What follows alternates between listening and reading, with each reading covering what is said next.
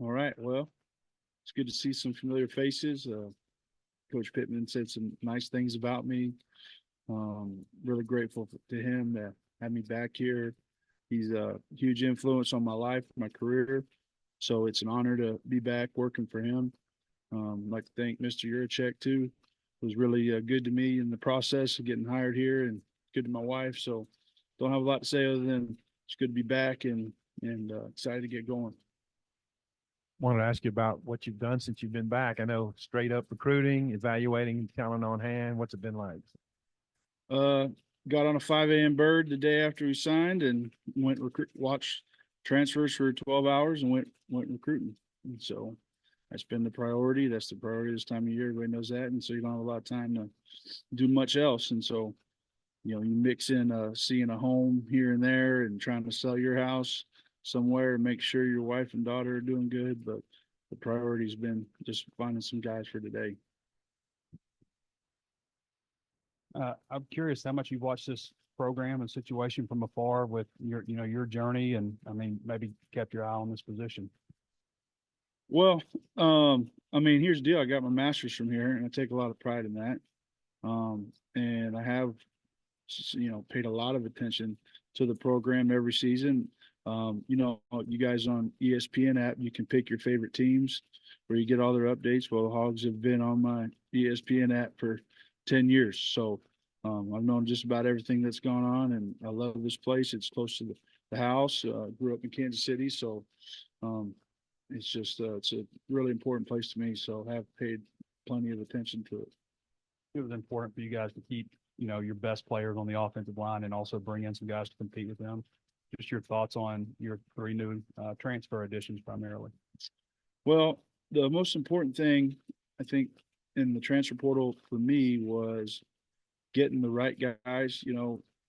Want to avoid the FOMO. Hey, we got to fill all these spots right this second. I think the most important thing was that we got players that could play, guys that could contribute right away, guys that were made up of the right things internally, have the right makeup, mindset, guys that fit the program, fit the situation.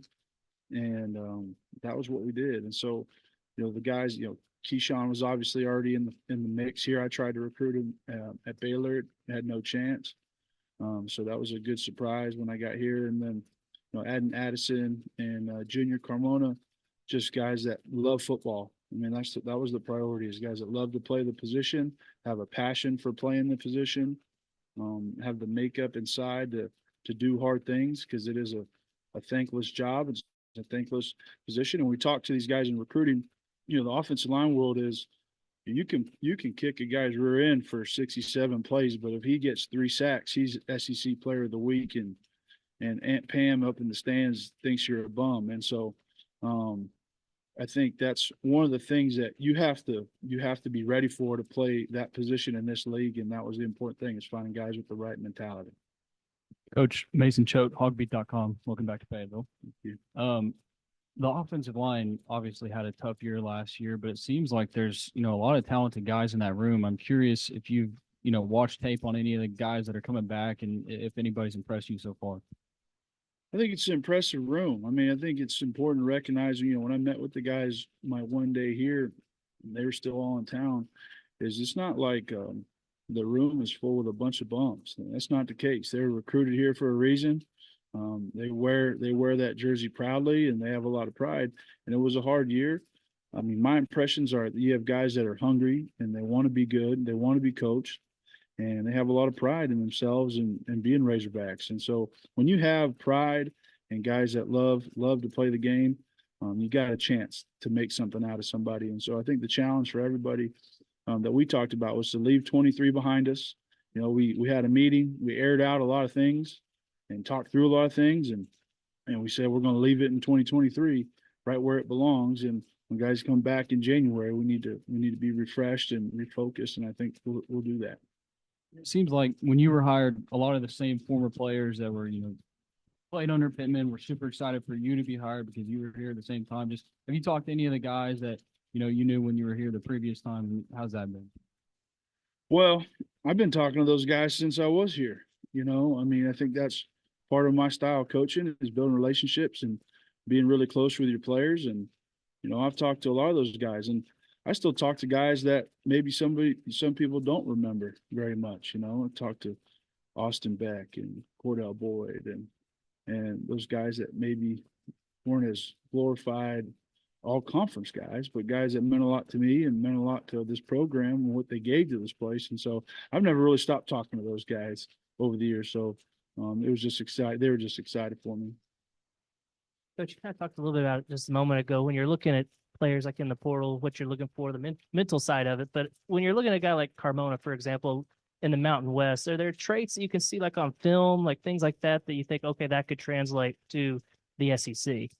I think the athleticism jumps off. I mean, I think when you can take athleticism plus desire to hurt people, you got a shot. He's very strong. He's only been playing football since his junior year of high school. And so he's only been playing the game for 4 years. His dad is a longtime head coach, offensive line coach. He's got that toughness drilled into him. That's just who the family is. I think when you watch his film, what pops off the tape is the athletic ability, the ability to run, and then his willingness to put his face on people. And when you can take the want to with the athleticism, that's really the driving force. You know, you can find a great athlete on the O line. Those guys are out there, but if they don't want to put their face in the fire, you know, it's going to take a lot to get them to be really productive in this conference.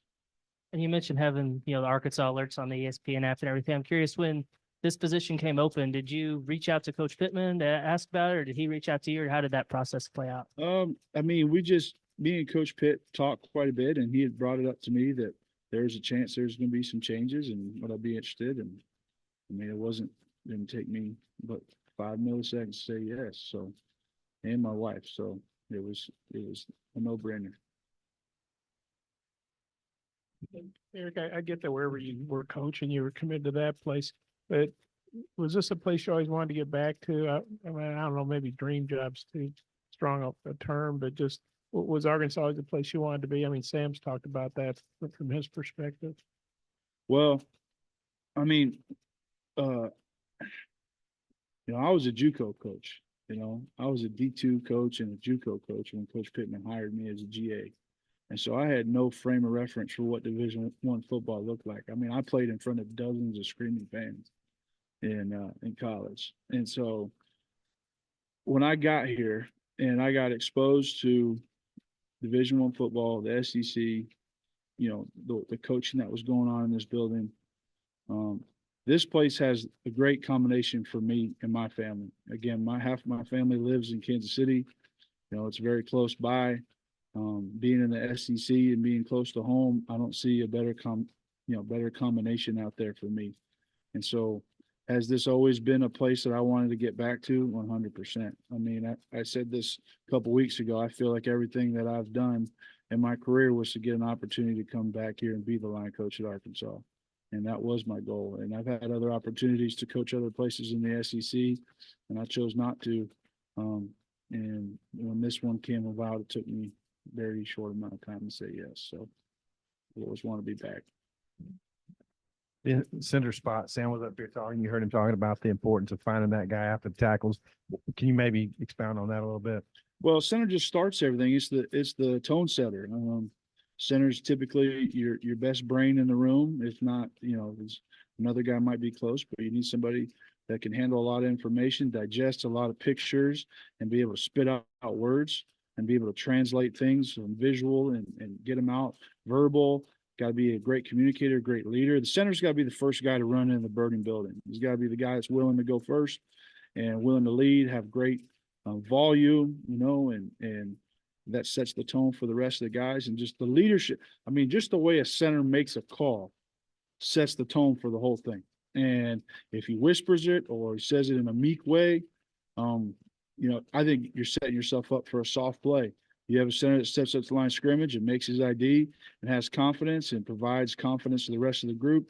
You got a chance to come off the ball and be successful. So I just think the mental aspect and the leadership part of that position is so important to the game, and it's really underrated. And I'm biased. I played the position, so I'm very biased.